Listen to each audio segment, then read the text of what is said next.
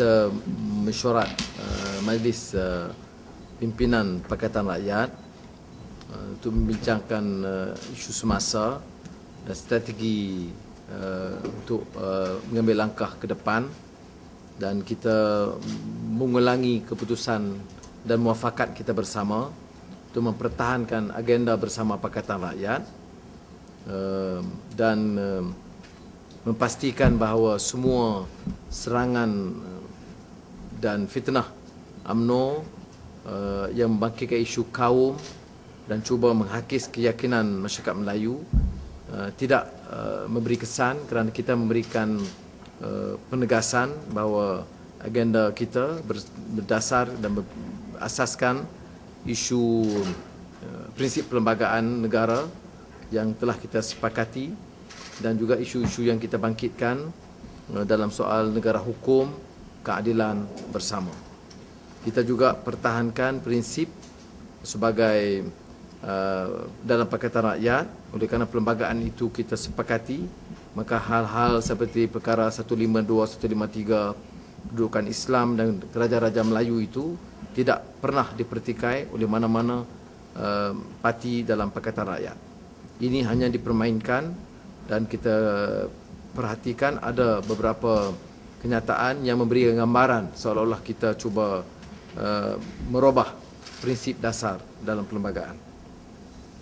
Dan akhirnya kita juga mengulangi pendirian kita, selain daripada mempertahankan prinsip dalam perlembagaan itu, bahawa pimpinan Pakatan Rakyat tetap mematuhi prinsip ianya mencerminkan hakikat pelbagai kaum dan wilayah di negara kita.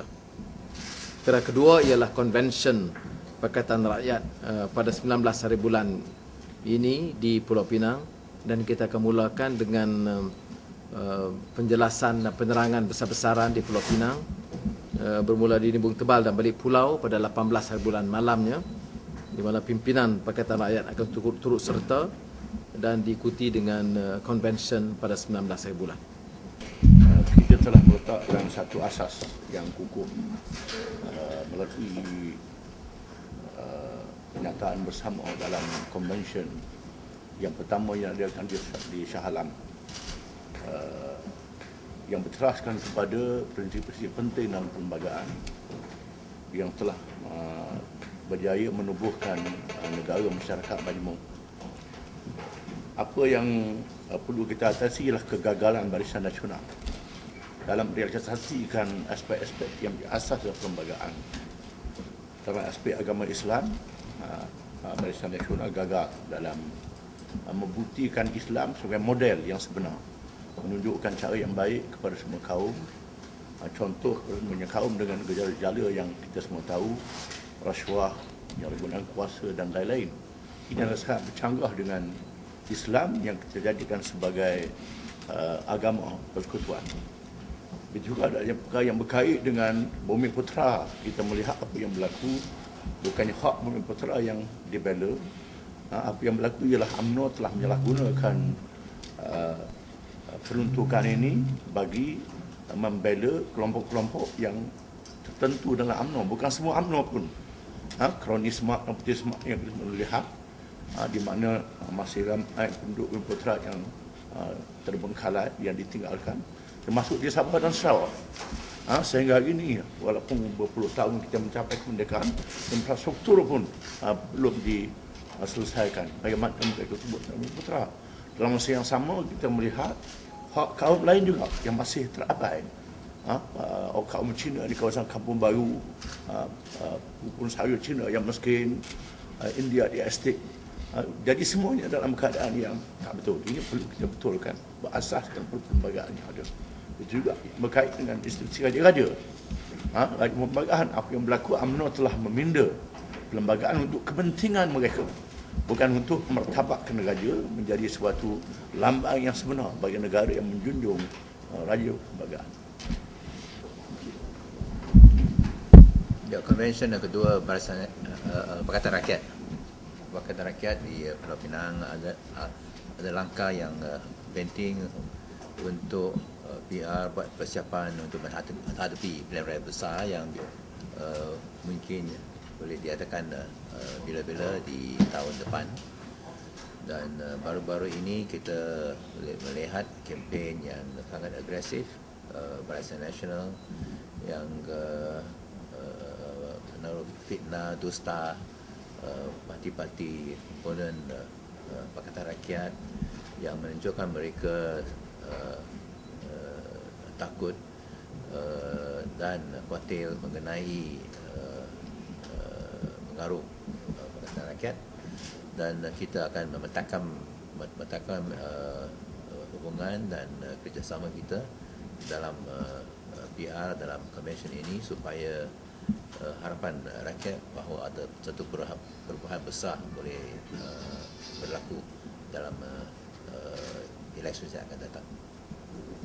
Soalan? Next week's convention, what will be the agenda for Pakatan? What will be the main focus of discussion and debate for next week's convention? Where will the focus be? What issues? Kita seperti mana yang berlaku dalam konvensyen yang lalu, kita jelaskan agenda bersama secara terperinci. Dalam sama ada pemahaman kita tentang perlembagaan dan juga isu-isu dasar, ekonomi, pendidikan, sosial. Tapi dalam konvensyen ini kita akan memperkuatkan lagi beberapa isu dasar. Memperkuatkan isu-isu dasar ini supaya jelas di kalangan pimpinan kita di semua peringkat. Dan menyiapkan strategi seperti yang disebut oleh Wabi Kisiang tadi dalam menghadapi pilihan raya yang dijangka awal tahun depan.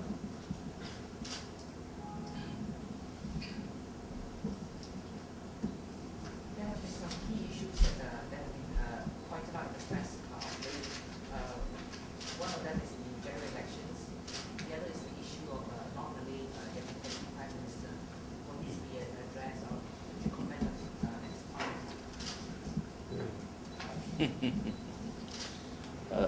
Kita bertolak daripada asas-asas perlembagaan yang saya sebutkan tadi. Kita belum lagi menang, belum lagi bertapak, belum lagi berkuasa. Kita tak boleh buat lagi. Jadi kita tak mau cakap, kita tak boleh buat. Kita buat berasaskan kepada prinsip perlembagaan yang sama-sama kita dukung. Ya. So isu yang jelaskan oleh Tuan Guru Hadi Awang ialah kita apa yang kita sepakat, prinsip perlembagaan, peruntukan perlembagaan, kemudian bahawa Pakatan Rakyat menerima kenyataan dan harus dalam pimpinannya juga mencerminkan kepentingan kaum dan wilayah, dan itu tetap kita pertahankan. Isu ini dipermainkan oleh UMNO kerana UMNO ini hidup dengan slogan ketuanan Melayu. Itu kita pertikai. Sebab ketuanan Melayu mereka itu hanya memperkayakan golongan kecil elit UMNO. 2 hari yang lalu saya kemukakan bukti tambahan. Syed Abdul Hussein, Ketua Pemuda UMNO di Perak, diberikan puluhan projek Kementerian Pertahanan. Saya sebutkan nama projek, saya sebutkan jumlah projek, diberikan tanpa tender semasa Datuk Seri Najib Menteri Pertahanan, hampir 2 bilion ringgit. Ini bagi mereka ketuanan Melayu. Bagi kita ketuanan Melayu itu tidak berbangkit kerana teras prinsip Melayu itu tidak dipertikaikan. Tetapi yang kita perlu tekankan ialah prinsip keadilan bagi orang Melayu dan Bumiputera, dan juga Cina, India dan suku kaum Iban, Kadazan dan lain-lain di Sabah, Sarawak. What about the issue of the logo that has been not quite? Is that going to be an agenda as well? Logo for Simbol bersama. logo. Ya. Dia tidak berbangkit sekarang ni sebab kita dah terima tiga-tiga ni sekarang ni. Jadi satu logo tu belum kita putuskan. Ada cadangan dan kita akan perhati. Tapi setakat ini kita ada tiga-tiga logo yang di dada saya ni.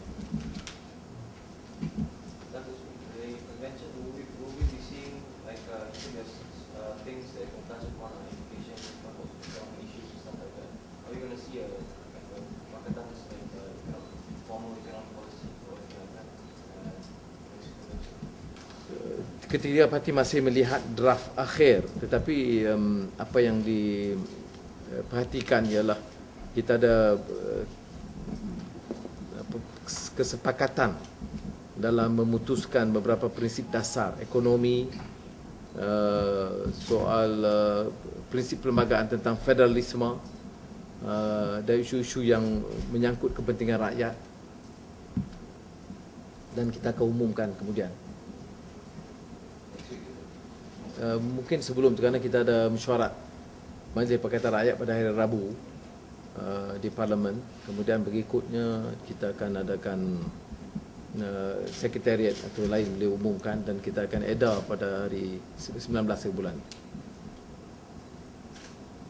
How about the general election? Will you discuss about it with the seats, the allocations, and the sort of strategy that you're going for the general election?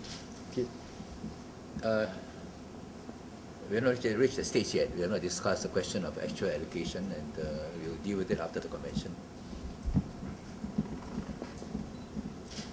Walaupun pengarah-pengarah pilihan raya sudah berjumpa, jadi dari segi general framework itu ada, tapi tentang yang Babi Kicang sebut tentang memperinci pembahagian kerusi semua tu ambil masa selepas convention.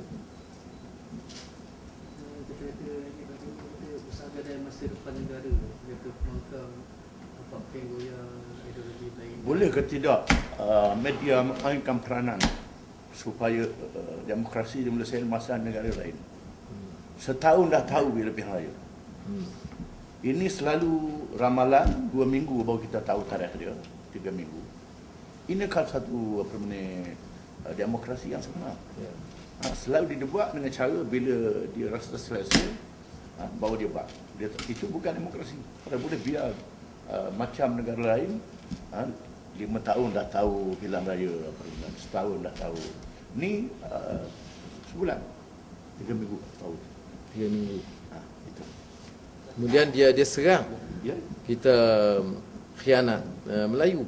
Boleh kita jawab yang ambil kontrak berbilion-bilion, komisen beratusan juta, tak disiarkan. Ya. Jadi ini satu sikap pemimpin yang tidak ada kewibawaan untuk bercakap benar dan mengadakan wacana yang bebas. Dia terus-menerus dengan fitnah menggunakan media. Kita jawab tak boleh. Umpamanya sekarang menggadaikan. Siapa yang gadai tanah Melayu dan tanah negara? Siapa yang gadai bukit, bukau dan gunung? Berapa puluh kali kita jawab, tak disiarkan. Ya. Jadi bagi kita akan turun. Bila turun, dirampas permit, dirampas mikrofon. Ya. Dan ini orang yang menggunakan APCO untuk menunjukkan imej yang lunak di luar negara, tapi kejam di dalam negara. What's the most important thing for Pakatan in this convention? What's the main priority? I'm out of so many other issues. What's the most, if you could narrow it down? Paling penting I think we wait for the hari Rabu. If snap elections were to be called next year, early next year, would Pakatan states go ahead with state elections at the same time? You mean simple election. Ya. Maksudnya. Itu terserah pada ni kerajaan negeri, dia bincang dan kita putuskan bersama. Kita ada option. Itu kuasa negeri kan. Ya, ya. Okey. Tadi dilaporkan oleh sekretariat bahawa dipanggil registrar hanya panggil sekali, dia tak layan, tak peduli pun. Jadi kita akan ambil tindakan susulan. On this whole issue about Islamic State, you all decide that once and for all at the convention, you're not going to go ahead with it. Well, that is based on the constitution, but you're just going to say you're not even going to Agenda bersama. Ya. Tadi dalam pemesyuarat tadi Tuan Ustaz Hadi Awang pun ada, Datuk Mustafa Ali pun ada jelaskan bahawa isu kita terikat pada agenda bersama. Mengapa kita harus ungkit hal yang tidak disepakatkan? Keputusan kita konsensus. konsensus kita agenda bersama. Jadi isunya tentang martabatkan Islam itu memang dalam perlembagaan, dan saya sebagai seorang Muslim bukan saja soal PAS tapi bertanggungjawab bersama, bukan macam UMNO. Dia cakap soal Islam tapi rasuah okey, kezaliman okey. Jadi oleh yang demikian saya berpendapat kita terikat dengan agenda bersama, apa yang kita bersetuju bersama, dan kita tingkatkan keupayaan kita. Kita bertolak daripada resolusi convention di Shah Alam, iaitulah prinsip-prinsip perlembagaan. Apa yang berlaku UMNO tidak melakukan objektif daripada Islam sebagai persekutuan itu sendiri. Ini pengesian sangat penting. Ini perlu yang dahulu, bukan nama tapi pengesian ini yang diutamakan. Ya. Another question on UN's survey that Pakatan Rakyat is losing confidence with the people following its internal crisis. Ya, Universiti Malaya survey saya teliti itu sebelum Kongres Parti Keadilan. Jadi dia patut ada survei susulan. Itu yang pertama. Keduanya, secara positifnya saya lihat itu satu peringatan yang baik supaya kita perkuatkan jentera kita. There is some talk among the university students themselves that the poll that was conducted wasn't Yeah. carried out in a proper way, in the sense that the students themselves fill up the forms. Ya. That's being emailed around campus. Do you think that there is some truth in it, that why take on such a time in Pakatan direct elections to carry out such a survey? I've seen the comments by some students who were involved in the survey, pointing out to the flaws in the process. But I would still view it positively. That is a good reminder that we take stock of the limitations and weaknesses, we improve. And I take into consideration the strength of the report and limitations of a normal quick survey of this nature. But I'm not too particular about the fact that it is not completely objective, but it is a fair reminder.